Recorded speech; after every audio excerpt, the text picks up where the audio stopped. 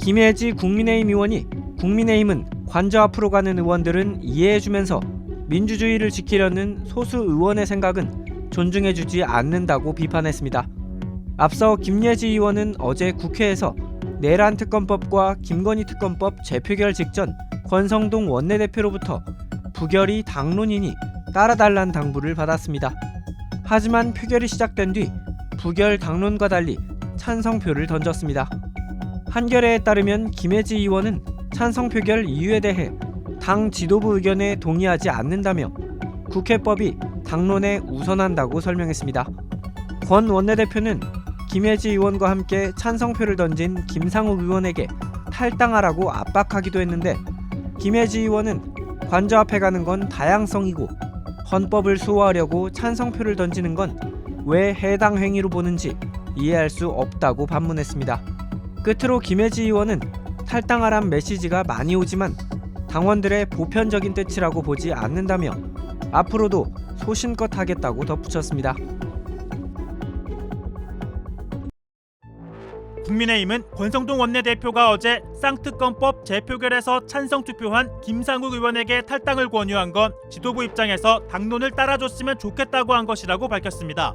신동욱 대변인은 당론이 결정되면 따라달라고 요구하는 게 당연하다며 정작 김상욱 의원은 자신의 의견을 말한 적이 없다고 강조했습니다. 당론은 어떤 지도부가 강요하는 특별한 입장이 아니고 저희 당 108명 의원들이 의원총회를 거쳐서 결정되는 일종의 집단지성의 결과물입니다. 김상욱 의원이 지금까지 의원총회에 나와서 본인의 입장을 얘기한 적이 단 한 번도 없습니다. 그러면서 단일 대우를 형성하는 민주당과 비교했습니다. 민주당 경우를 보면 개인적으로 다른 생각을 하시는 분이 없다고 생각하진 않는데 거의 한 명도 이탈표가 없습니다. 어떻게 보면 참 무서운 일이죠. 저희 입장에서는. 하지만 김상욱 의원은 의총에 가더라도 말하기 어려운 분위기라고 주장했습니다. 보이지 않는 이런저런 압력은 분명히 또 있는 것도 사실인 것 같습니다. 그리고 당내 소장파들이 많이 위축되어 있는 것도 사실인 것 같습니다. 그러면서 당론이라고 무조건 다 옳은 건 아니라고 반박했습니다. 방향이 잘못된 단결은 도리어 옳지 않은 거죠. 히틀러가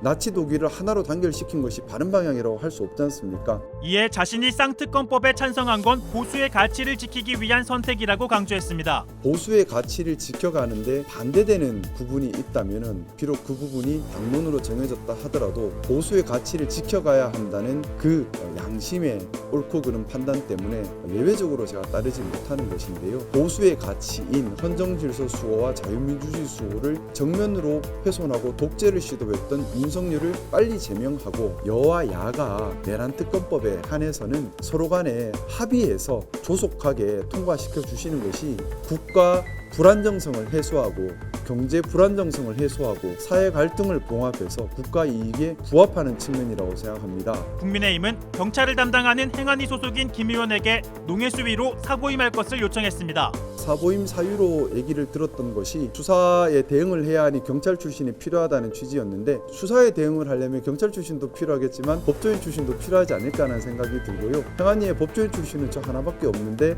저를 내고 다 경찰 출신도 아닌데 저를 낸다는 점에서 조금은 이해하기는 어려운 부분은 분명히 있습니다. 하지만 그것도 당의 결정이라면 따라야겠지요.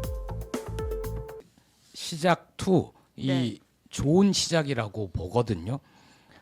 제가 이해가 안 간다는 건 상황이 이 정도에 이르렀고 과거 그 박근혜 때보다 훨씬 심각한 헌법 법률 위반 혐의가 들통이 났고 거의 상식적으로 판단을 하면 대통령 파면이 조만간 임박해 있는데 국민의힘이 지금 그 권성동 또 새로 비대위원장 되신 분도 굉장히 찐윤의 맹윤으로 분류가 되면서 윤석열을 감싸고 있잖아요. 네.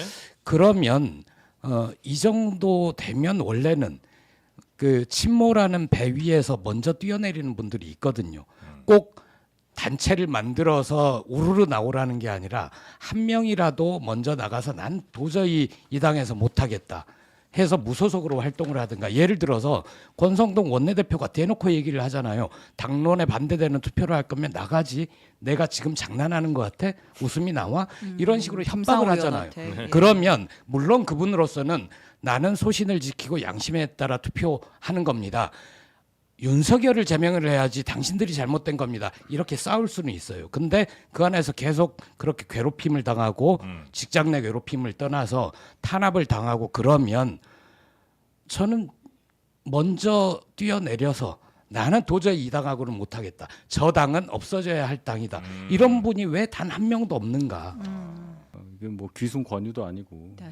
이거는 거의 합리적으로 작동할 수 없는 논리라고 저는 생각을 하고 당이라는 게 어떻게 100% 당의 기조와 개인으로서 국회의원 한 사람이 다 그게 일치할 수는 없잖아요. 네. 그 범위를 보면서 이제 활동을 하는 건데 다만 원내대표의 육성이 내가 농담하는 거 아니야 뭐 이런 게 나온 것은 대단히 불행하다. 아. 네. 제가 들어보니까 그게 녹음을 뭐 본인이 했냐 하는데 들어보니까 그 네. 구조가 그 기자분들 계신 데가 바로 위라면서요. 네. 그 들릴 수 있는 거리래였대요. 김상우 의원 자리가 맨 앞이니까 네. 아까 제가 설명을 듣고 이것은 또 취재력이 높은 분의 네. 활동이었구나라고 네. 생각을 해서 왜 제가 이 말씀 드리냐면 저희 당이 무슨 말만 해도 다 녹취되고 뭐 텔레그램 내용도 다 의총 유출이 되니까 내용. 당 안에서 분열이 심하다는데 일단 그거는 아니니까 그래서 말씀드렸습니다. 아. 예. 일단 뭐 저는 한동훈 대표